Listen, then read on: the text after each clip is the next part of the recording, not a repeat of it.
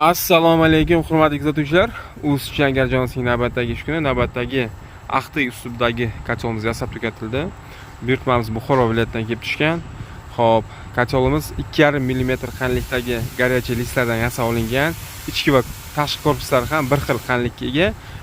Mana yonida turgan kacholimiz bu aynan shu kacholimizning ichki ko'rinishi.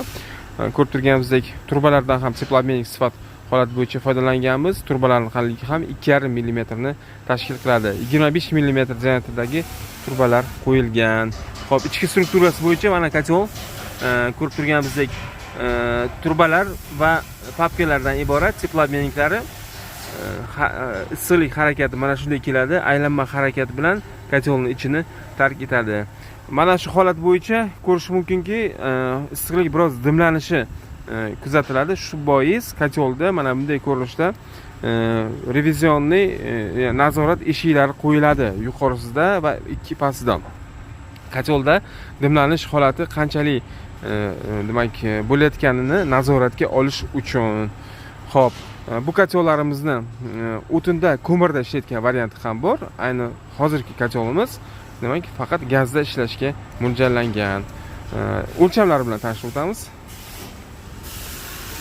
Kacholimizga 100 mm diametrdagi turba mor sifat o'rnida ishlatilmoqda. Hop, kachol eniga 30 cm tashkil qiladi. Yuzaq qismiga 45 cm, kachol balandligi xo'sh. Kachol balandligi 62 cm ni tashkil qiladi. Yerdan balandligi 68 cm tashkil qiladi. Demak, mo'risi bilan 75 cm ni tashkil qiladi. Xo'p, kacholga termometr qo'yish uchun quyidagi ko'rinishdagi 15 diametrdagi mufta qo'yilgan. Avtomatika uchun uya. Xo'p, eshigini o'lchami 18 cm ga 15 cm tashkil qiladi. Kacholimiz ochiq tizimda ham, yopiq tizimda ham ishlash imkoniyatiga ega. 3 ta zaklopka qo'yilgan. Ikki yon boshida ham zaklopka qo'yilgan.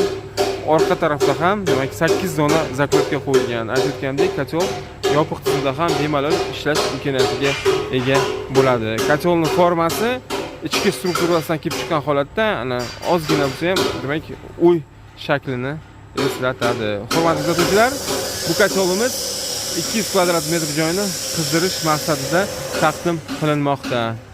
Xo'p, gaz rasxodiga keladigan bo'lsak, kacholimizning gaz rasxodi o'rtacha demak 20 kub hisoblasak bo'ladi sutkasiga.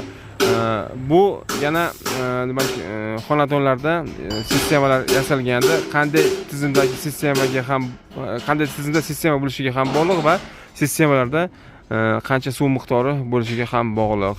Xullas kalom, kachollarni ekonom rejimda ishlash xususiyati tizimlarda qanday yaratilishiga ham bog'liq bo'ladi.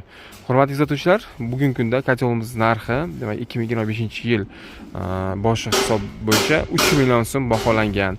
Shu bilan videomiz o'z nihoyasiga yetdi. Sog' bo'ling, salomat bo'ling. Keyingi videolarda uchrashguncha omon bo'ling.